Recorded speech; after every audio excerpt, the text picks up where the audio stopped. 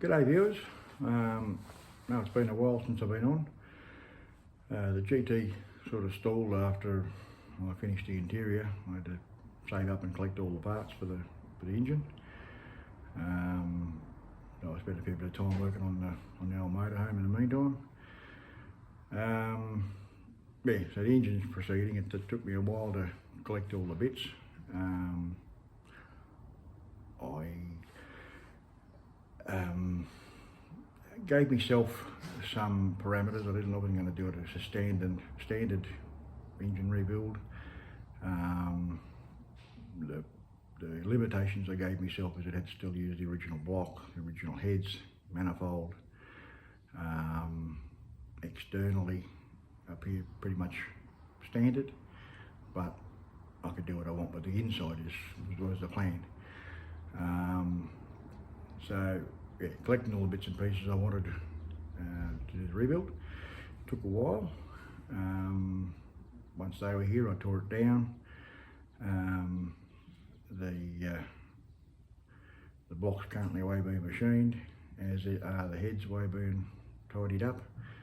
So I'll go into what I've arranged for that in a later video. Meanwhile, I decided to work on a custom sump. Now, the reason behind it, this is probably the third engine I've had in it. The original one went with my father's. He put it into a local shop to be repainted and get the engine freshened up at the same time. Now, the block and the heads went missing, and the shop come up with a replacement set. The engine, it never seemed to have as much punch back in the day. I'm going back to the early 80s. I was only a teenager.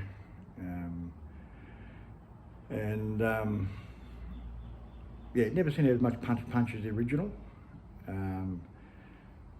But anyway, that's what I had when I inherited it.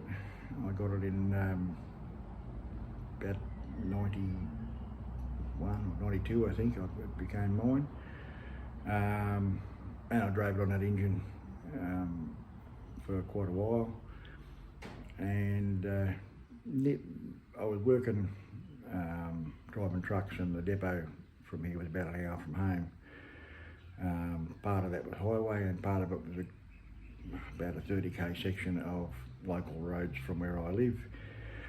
The last, I'm estimating here, about 15k of that road into town after you go over a mountain range is, was at the time, you could drive pretty hard on it if you didn't get caught.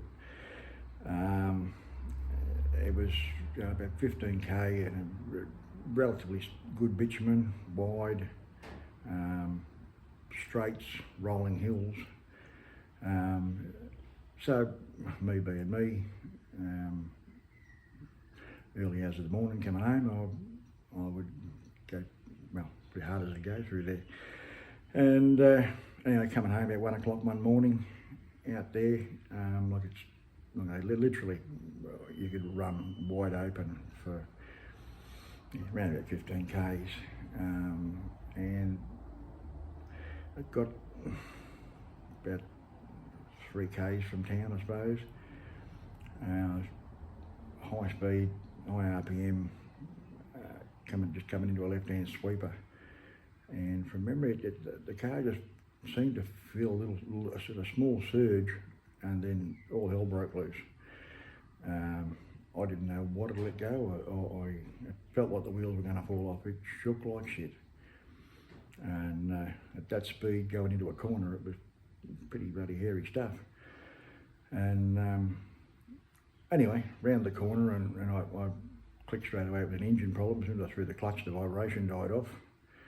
And I figured, well, I'll let it roll as far as I could. So I switched the engine off and let it roll. It rolled for another couple of kilometres, I think it felt like anyway. Never bothered measuring it. Less walking to get into town if it wasn't going to go.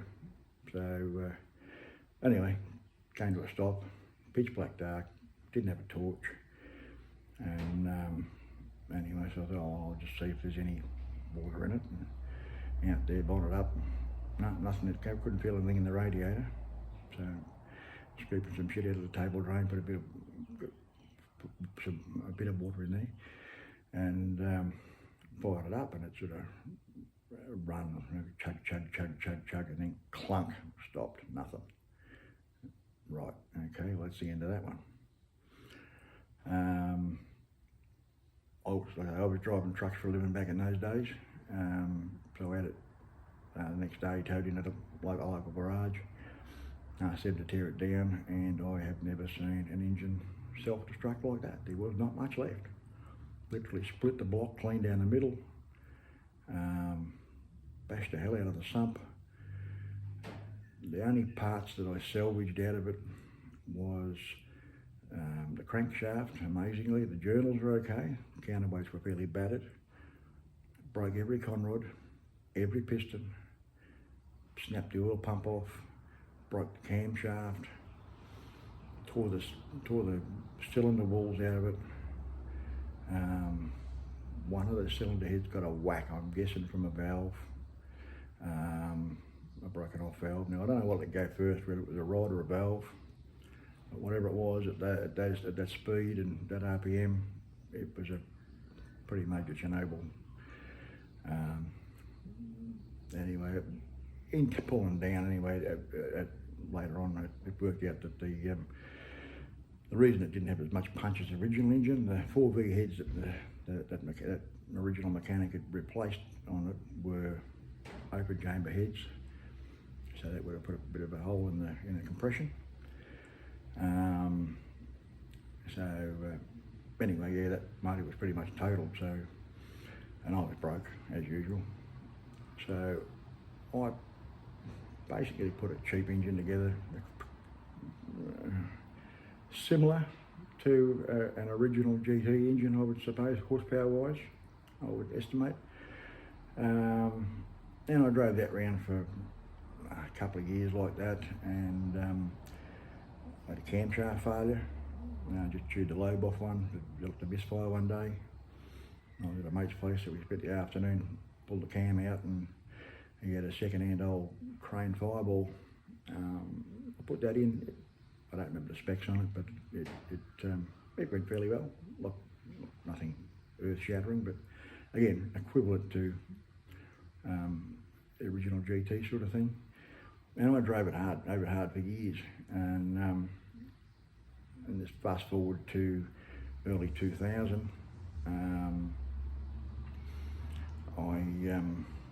the original engine failure was about 95, I think.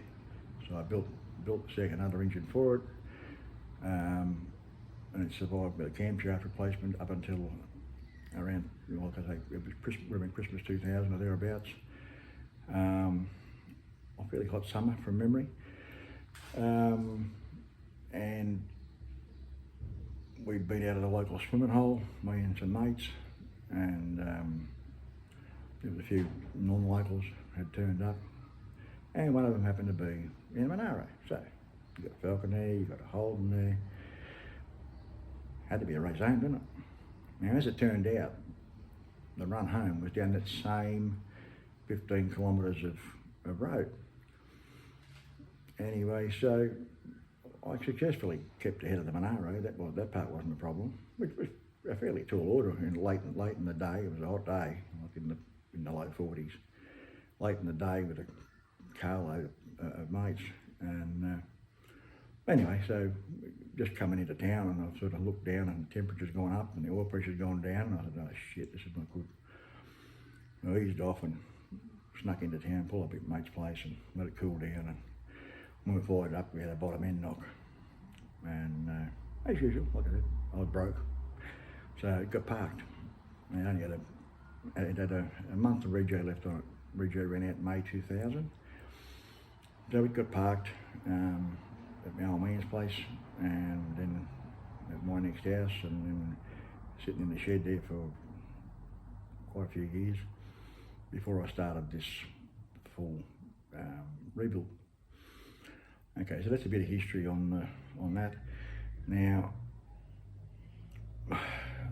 with thinking about it, 2 engine failures on the same stretch of road, both at high RPM, sustained. My question to myself was why? And I don't know exactly, I can only surmise, but I'm guessing possibly oil starvation, pump the sump dry. Like the second engine had the original one had an original sump on it. The second one had the old high energy super pan, which I'll show you a picture of in a minute. Now, my thinking is that for any sustained high RPM, I need more oil capacity. Now, this is my thoughts, and this is how I'm going with it. I wanted more oil capacity,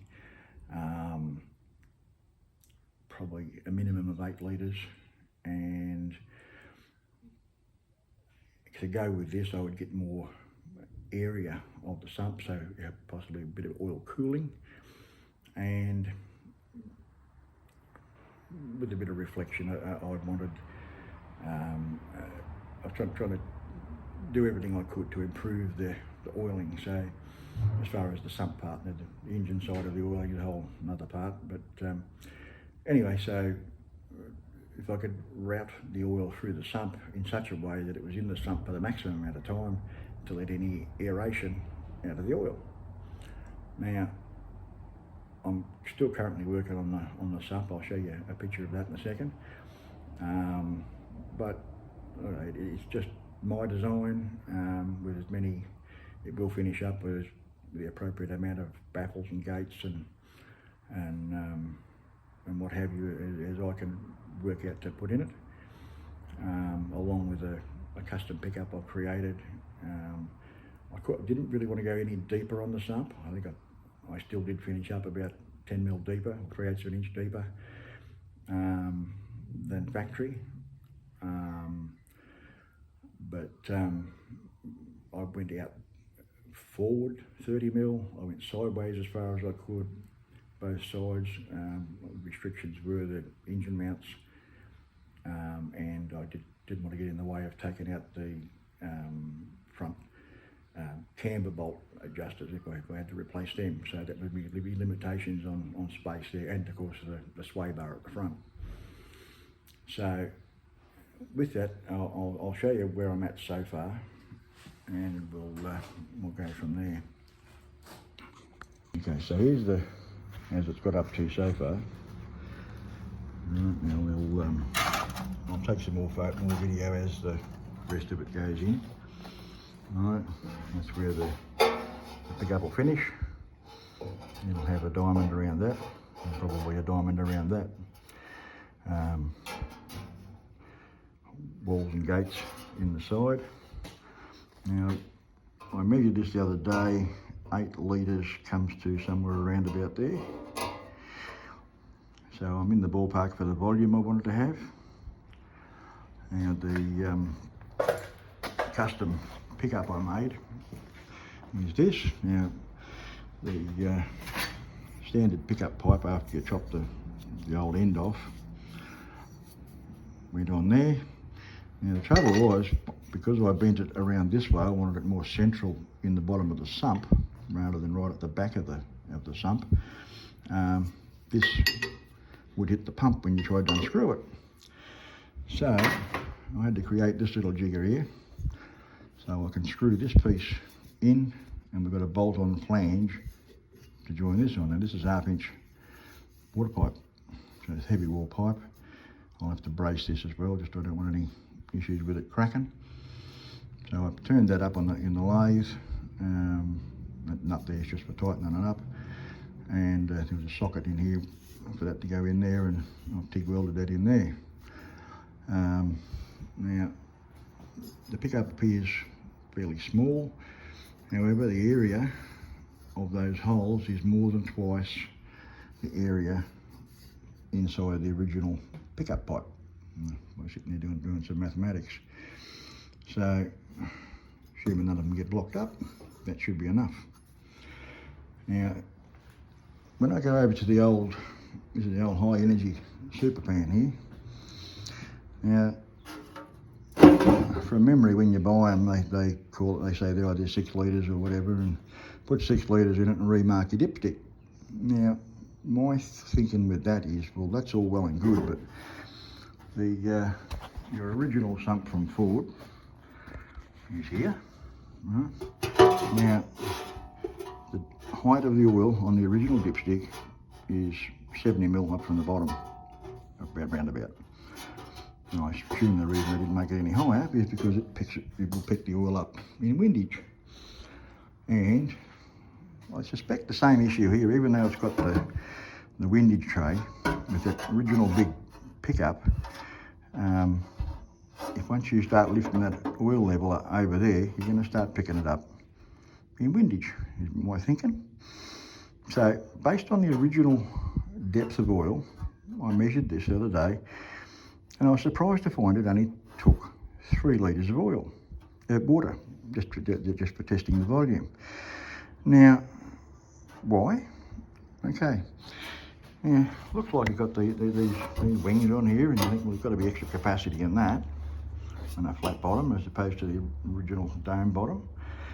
Now, what I realised was, in the design of it, now you can see the weld mark. That welding mark there is where they've welded the outside on. Now, the interesting bit is, this section down here is an air pocket. Now, if you look at a Moroso sump I was looking at the other day, they've actually drilled some 1/2-inch holes in here to let the air out.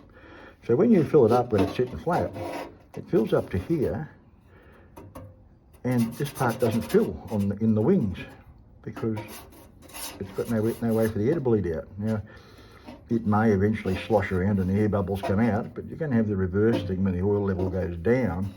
It's going to try and captivate the oil up in this to a certain degree until it sort of glugs and comes out. So it's a bit of a lousy design as far as that part went, which in mine won't be an issue. And I've still yet to come up to build the windage and the pan and a scraper on mine. I'll have a scraper and I'll have a kick out down the side as well. I just trying to improve, or any things I can see where in my mind it's going to be improvable, I'll try and improve it. This is just an old block I've used just for mocking up the oil pump and doing measurements and what have you. So that's okay.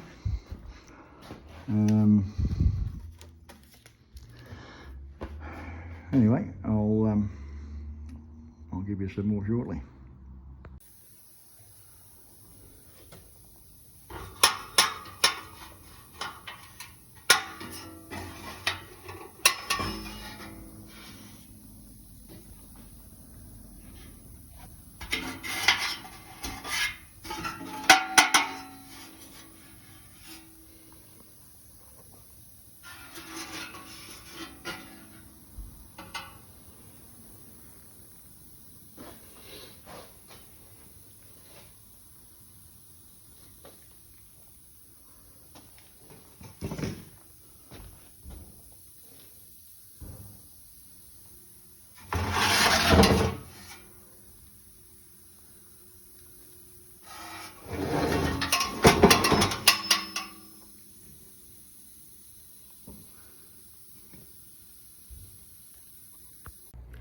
G'day viewers, Sump's about finished, so I'm just up to testing test the sump as much as I can and test the pump, which is pressure and flow. Okay, and I forgot to mention I made a little test rig for testing this out, so let's see how it works. Okay, so here it is. Let's see if the battery drill's good enough to spin it, and we'll see what kind of pressure we get. This is wide open through a spray bar, so we'll see what happens.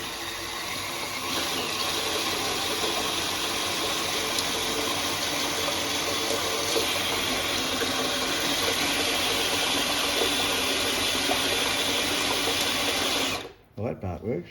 Not much pressure yet, but we've got flow, we've got good flow.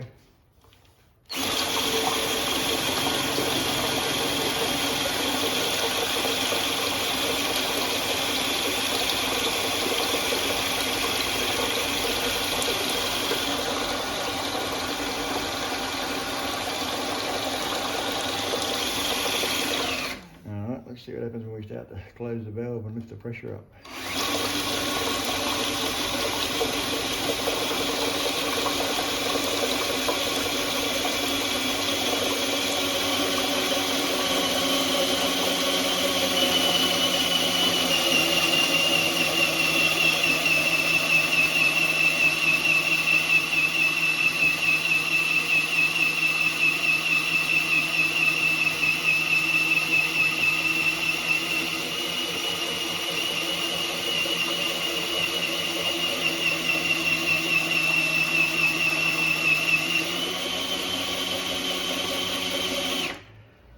There you go, so it looks like we get a peak pressure of 80-90 pound.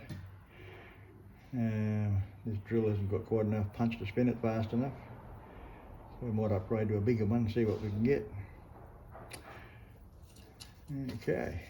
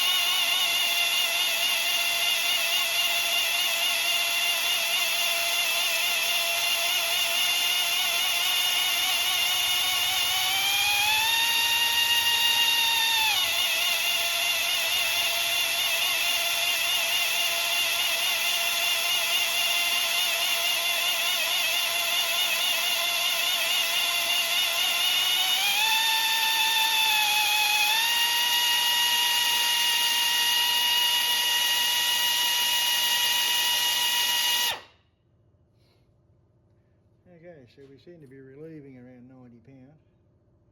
Plenty of flow.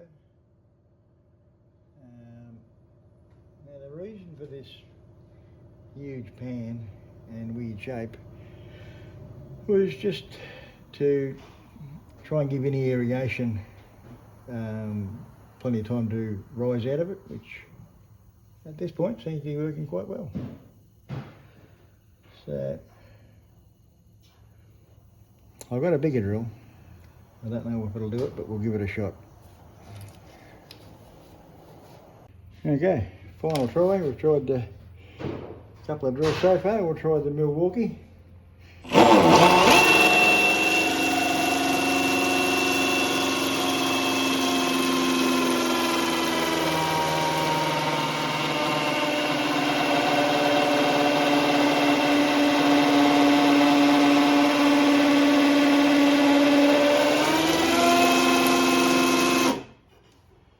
I'm pretty pleased with that. Getting up around the 85 pound on the relief. So that should do us, I think. Okay, comparative test. Another high volume pump unmodified on a standard sump. And we'll see what we get.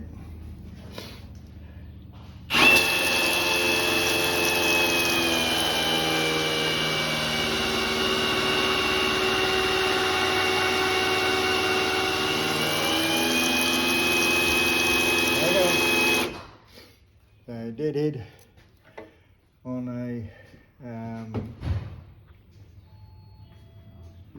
deadhead at about 78 pound max, and slightly more steady oil pressure than my modification. Although I did notice standard sump and the high volume pump very nearly sucked the sump dry. Try that again. Stand by.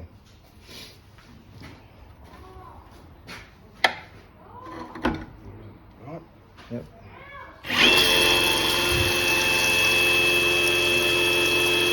Okay. So no nearly about it. Definitely sucked the sump dry. And that's full to the approximately the factory fill level. So if you can see that being a problem, if we've got excess flow through the engine, like internal oil leaks, with the standard sump, high volume pumps are going to suck it dry. Okay, very successful experiment. I'm glad I made the big sump now.